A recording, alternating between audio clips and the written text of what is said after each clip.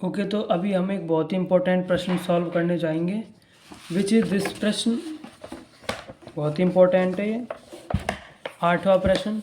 देखिए, इस प्रश्न के अंदर है कि एक्स अक्ष से धनात्मक दिशा में एक गतिमान कण का वेग b बराबर a अंडर रूट एक्स है, जहाँ पर एक स्थिरांक है, मानते हुए कि t बराबर g पर x बराबर 0 स्थित है। तो ज्ञात करें कण का वेग त्वरण समय पर निर्भरता तथा पथ मीटर को तय करने में कण द्वारा लिए गए समय के दौरान कण का औसत वेग।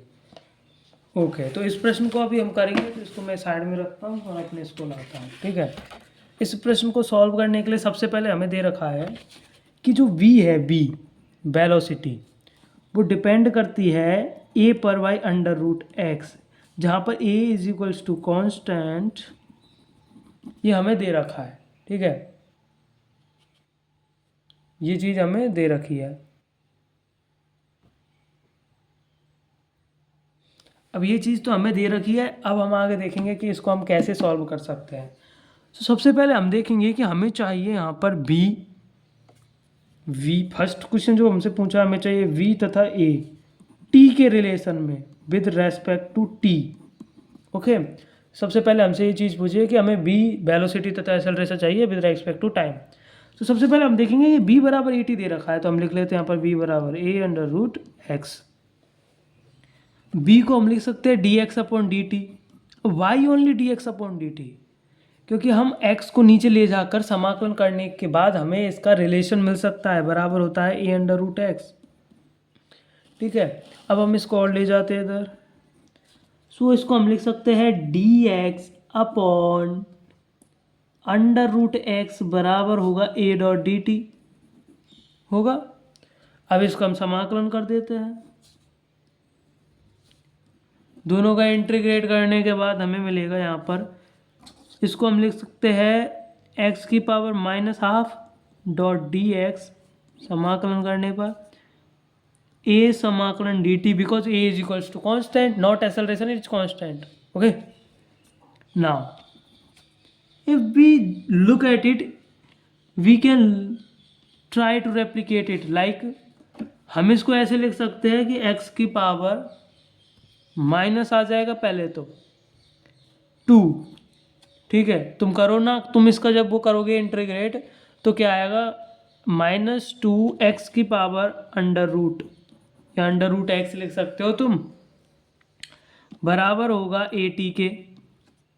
ओके, अब यहाँ से हम इसको नीचे ले जाते हैं, यहाँ से हम इसको नीचे ले जाते हैं, तो हो जाएगा अंडर रूट एक्स बराबर at/2 -2, in fact under root x बराबर at-2। अब हम x का स्क्वायर कर देते हैं, दोनों साइड का स्क्वायर करने के बाद आएगा x बराबर a² t²/4, माइनस चला जाएगा स्क्वायर करने पर, एंड ये आ गया हमारे पास x।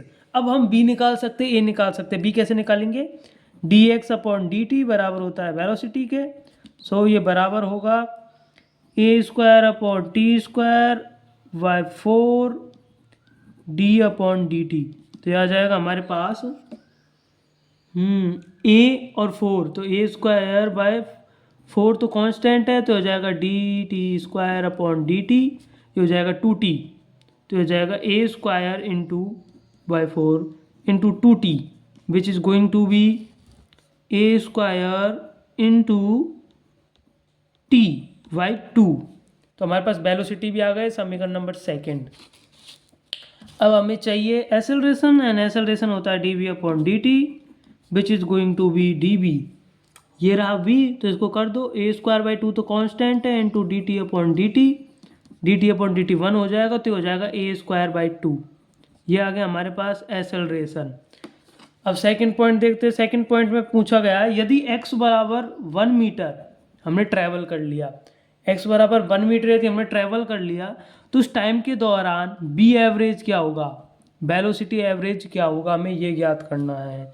सो हम देखेंगे कि x बराबर 1 हो चुका है, मतलब कि 1 बराबर होगा a² t²/4, राइट। अब यहाँ से हम t का मान निकाल सकते हैं, सो यहाँ से t का मान आएगा, ये आएगा 2 इधर चला जाएगा, मतलब 2/a।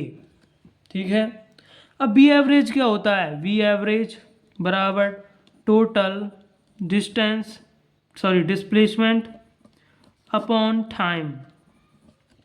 टोटल डिस्प्लेसमेंट 1 मीटर का है, 1 मीटर, ठीक है। सो इसको हम लिख सकते हैं वी एवरेज बराबर 1 अपॉन टोटल टाइम 2 अपॉन ए। सो ये बराबर होगा a upon 2। That is the answer and that is the question for today.